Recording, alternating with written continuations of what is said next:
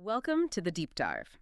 We're here to, well, unpack the big stories shaping our digital lives. And today we're tackling a real legal earthquake, the settlement between Google and Epic Games. This wasn't just a spat. After years of pretty intense legal fighting, this agreement looks set to fundamentally change the whole Android app world. That means billions of users, developers, pretty much everyone with an Android phone. So our mission today: cut through the jargon. This deep dive is really your shortcut to understanding what this court-ordered deal actually means on the ground. We're focusing on the practical terms, the specifics, and maybe most importantly, what this new competitive landscape means for app creators and, yeah, for you, the person using your phone every day. Exactly. And the court conflict, it dragged on for ages, but it was actually deceptively simple. It was about control, market control. The whole fight really circled around Google's dominance over how apps get onto Android phones, and that, let's be honest, controversial 30% cut they took. Right, that 30% fee. Yeah, mandatory commission. So this was never just about one game, like Fortnite. It was fundamentally about who sets the rules for digital business on the world's biggest mobile platform. Okay, so let's rewind. How did this fire actually start? The lawsuit landed in 2020, right? That's right, 2020. And the trigger, no surprise, was Fortnite. Ah, yes, Fortnite. Epic Games. They tried to get a bit clever, as some sources put it. They rolled out their own payment system inside the app. Trying to sidestep that 30% fee. Precisely. Dodging the Google Play Commission. And Google's reaction was swift. They kicked Fortnite out. Immediately. Yeah. Booted from the Play Store. And that really was the flashpoint. Okay. Epic's lawyers then pivoted. They went straight for Google's, their iron grip over app distribution and billing on Android. They basically accused Google of monopoly abuse, saying they use their platform power to force developers into only using their payment system, the one with the high fee. And that lawsuit, it really threw a spotlight on things, didn't it? Oh, absolutely. A huge, harsh spotlight on the power dynamics.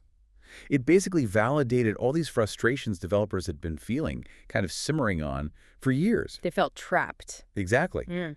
And Epic gave them a legal channel, a way to fight back against that feeling of being cornered. So the fight goes on, and then we get to 2023, a big moment. A huge moment. A jury delivered what you could call a knockout punch to Google. They found Google guilty of monopolization. But the really crucial finding, the one that had major implications, was unlawfully tying the Play Store to Google Play billing. Okay, unlawfully tying. That sounds like legal jargon. For someone just listening, what does that actually mean for the phone in their pocket? Right. It means Google was basically saying, if you want access to our main thing, the Play Store, where everyone gets their apps, you have to use our other thing, which was their own payment system with that 30% cut. You couldn't have one without the other. Exactly. You were forced to use both. Yeah. The jury decided that forcing developers into that bundle, that tie, was illegal anti-competitive behavior. And because of that finding, Because of that, the judge issued some very specific orders. Google had to open the door for real competing app stores on Android.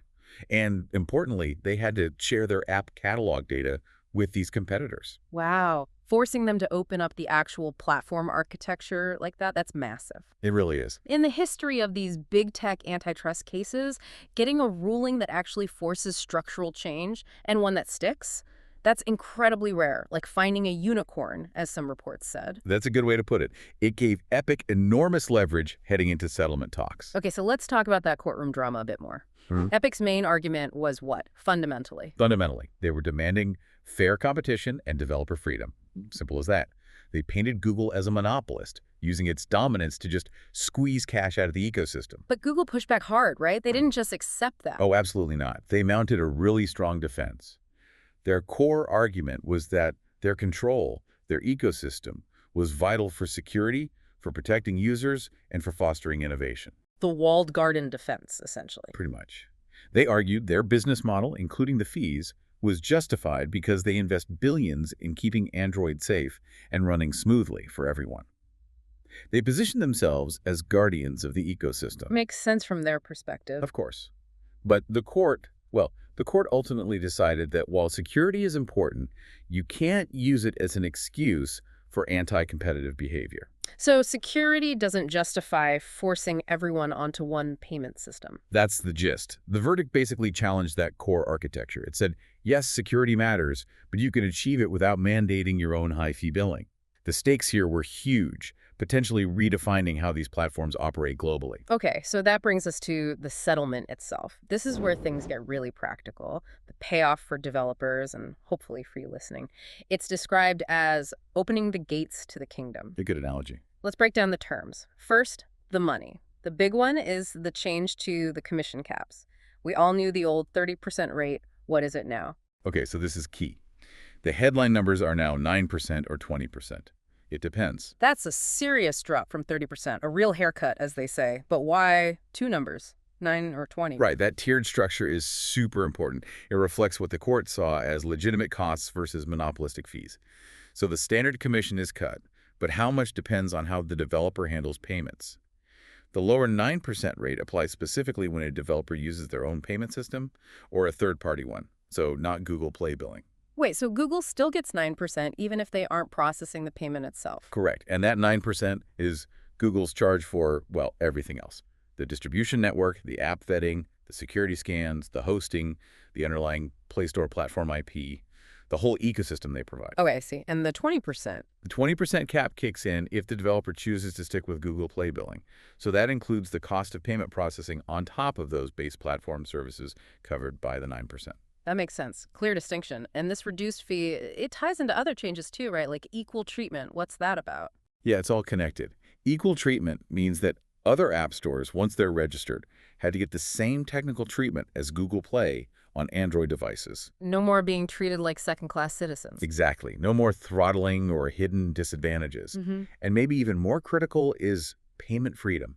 Okay. Developers can now explicitly, clearly, and easily point users towards payment options outside of Google Play billing, right inside the app. So like putting up a sign saying, hey, pay over here, it might be cheaper. Pretty much. That single change injects real, immediate price competition into a market where, frankly, there was none before. It's like finally being allowed to shop at stores other than the old company store.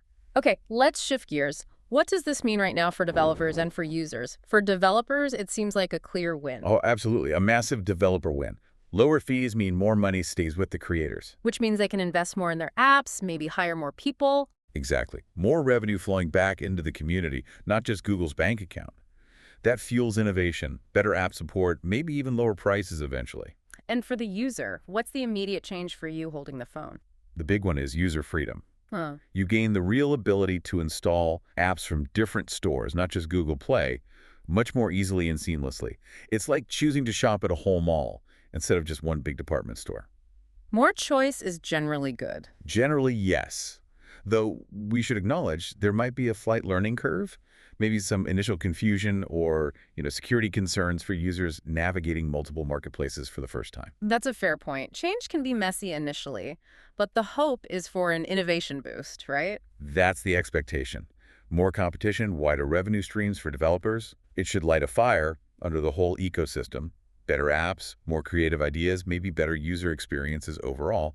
That's the promise. Now let's zoom out a bit. How does this settlement fit into the bigger legal picture? The timing seems significant. The timing is fascinating. Yeah.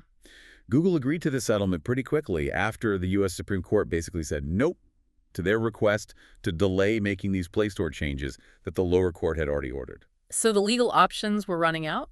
Completely. The Yep. sources are pretty clear. The courts had them backed into a corner. As one put it, the clock was ticking and Google blinked. Blinked and also opened their wallet elsewhere, right? There's another big settlement. Yeah, you can't forget that piece. Separate from the Epic case, Google also faced a massive $700 million settlement with multiple U.S. states. $700 million. What was that for? That was over allegations they'd inflated in-app purchase prices for consumers through, well, the same kinds of monopolistic practices related to the Play Store. So breaking antitrust laws ended up having multiple price tags. Wow. Okay. And this Epic case, did it influence things globally? Oh, definitely. It really became a kind of domino. It influenced other antitrust actions popping up around the world, targeting App Store monopolies, both Google's and Apple's. It essentially provided a working playbook, a successful example showing that these massive platforms can be challenged effectively through antitrust law and regulation. So summing it all up, what's the big takeaway for the future of Android? I think a key quote sums it up well. Android moves toward a more open, competitive app ecosystem for the first time in a decade. The old way, the era of just the Play Store dominating everything, is actively being dismantled. A fundamental shift? It really is. This sets a powerful regulatory precedent. It signaled how tech giants might be regulated in digital markets moving forward. It's forcing a platform evolution for Android. An evolution where, hopefully, competition and user choice finally start to reign supreme over monopolistic control. It's shifting the power balance bit by bit back towards developers and users. So ultimately, this Google Epic settlement, it's delivering on what we could call a triple promise. I like that. What are the three? More choice for users, fairer fees for developers, and the potential, the promise of a much more vibrant, competitive Android ecosystem that actually benefits everyone involved. Yeah, that captures it well. It really feels like a genuine turning point after years of these App Store battles dominating tech news. The whole digital world is watching how this plays out. Absolutely. And it leads to a really interesting final thought for you, the listener, to consider. Okay, let's hear it. Given that developers now have this green light, this freedom, to point users towards other payment methods and even build out entirely separate registered app stores, how quickly are we actually going to see truly viable, consumer-focused alternative marketplaces pop up? Ones that could genuinely start chipping away at Google's market share. And what will that competition do to the prices you end up paying for apps and services? Interesting. How fast will the market react? Something to definitely keep an eye on. Definitely something to mull over. A great place to leave it. Thank you for joining us on this deep dive. We'll catch you next time.